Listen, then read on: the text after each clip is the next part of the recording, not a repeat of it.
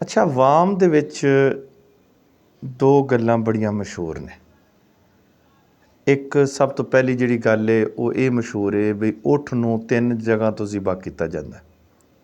ਸਾਡੇ ਪੰਜਾਬ ਦੇ ਵਿੱਚ ਜਾਂ ਹੋ ਸਕਦਾ ਦੂਸਰੇ ਮੁਲਕਾਂ ਦੇ ਵਿੱਚ ਵੀ ਇਹ ਗੱਲ ਪਾਈ ਜਾਂਦੀ ਹੋਵੇ ਵੀ ਊਠ ਨੂੰ ਜੀ 3 ਜਗ੍ਹਾ ਤੋਂ ਜ਼ਿਬਾ ਕੀਤਾ ਜਾਂਦਾ ਹੈ ਜਾਂ ਊਠ ਨੂੰ 3 ਜਗ੍ਹਾ ਤੋਂ ਜ਼ਿਬਾ ਕਰਨਾ ਚਾਹੀਦਾ।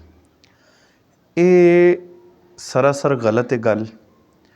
ਊਠ ਨੂੰ ਇਸ ਤਰੀਕੇ ਨਾਲ ਜ਼ਿਬਾ ਕਰਨਾ 3 ਜਗ੍ਹਾ ਤੋਂ ਇਹ ਮਕਰੂਹ ਹੈ, ਇਹ ਤਕਲੀਫ ਦੇਣਾ ਹੈ, ਇਹ ਅਜ਼ਾ ਦੇਣਾ ਹੈ। ਤੇ ਲਿਹਾਜ਼ਾ ਨਾ ਇਸ ਗੱਲ ਨੂੰ ਮਸ਼ਹੂਰ ਕੀਤਾ ਜਾਵੇ ਔਰ ਨਾ ਇਸ ਗੱਲ 'ਤੇ ਅਮਲ ਕੀਤਾ ਜਾਵੇ ਵੀ ਉਹਨੂੰ 3 ਜਗ੍ਹਾ ਤੋਂ ਜ਼ਿਬਾ ਕੀਤਾ ਜਾਂਦਾ। ਠੀਕ ਹੈ, ਔਰ ਬਿਹਤਰੀਨ ਤਰੀਕਾ ਉਹ ਹੀ ਹੈ ਵੀ ਇੱਕ ਜਗ੍ਹਾ ਤੋਂ ਜ਼ਿਬਾ ਕੀਤਾ ਜਾਵੇ। ਔਰ ਜ਼ਿਬਾ ਦੇ ਵਕਤ 4 ਕਿਸਮ ਦੀਆਂ ਰਗਾਂ ਨੂੰ ਕੱਟਣਾ ਇਹ ਜ਼ਰੂਰੀ ਹੈ। ਬਸ ਇਹ ਚੀਜ਼ ਜ਼ਿਹਨ 'ਚ ਰੱਖ ਲਓ, ਕੋਈ ਵੀ ਜਾਨਵਰ ਹੈ ਉਹਦੀਆਂ 4 ਜਗ੍ਹਾ ਤੋਂ ਤੁਸੀਂ ਰਗਾਂ ਨੂੰ ਕੱਟ ਸਕਦੇ ਜੇ। 2 ਨੰਬਰ 1 ਉਹ ਜਿਹਦੇ 'ਚੋਂ ਸਾਂਸ ਜਾਨਵਰ ਲੈਂਦਾ ਉਹਦਾ ਕੱਟਣਾ ਜ਼ਰੂਰੀ ਹੈ।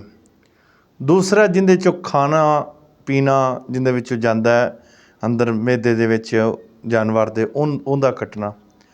ਔਰ 2 ਖੂਨ ਦੀਆਂ ਨੇ, ਖੂਨ ਦੀਆਂ 2 ਰਗਾਂ ਨੇ ਅਤੇ ਉਹਨਾਂ ਦਾ ਇਹ 4 ਚੀਜ਼ਾਂ ਦਾ ਕੱਟਣਾ ਇਹ ਜ਼ਰੂਰੀ ਹੈ। ਇਹ ਜਦੋਂ ਇਹ 4 ਜਗ੍ਹਾ ਦੀ ਕਟਾਈ ਹੋ ਜਾਵੇ, ਕਟੌਤੀ ਹੋ ਜਾਵੇ ਅਤੇ ਫਿਰ ਤੁਸੀਂ ਜਾਨਵਰ ਨੂੰ ਸਕੂਨ ਦੇ ਨਾਲ ਜ਼ਿਬਾ ਕਰਨ ਤੋਂ ਬਾਅਦ ਕੋਈ ਜ਼ਰੂਰੀ ਨਹੀਂ ਜਲਦੀ ਖੱਲ ਉਤਾਰਨ ਦੀ।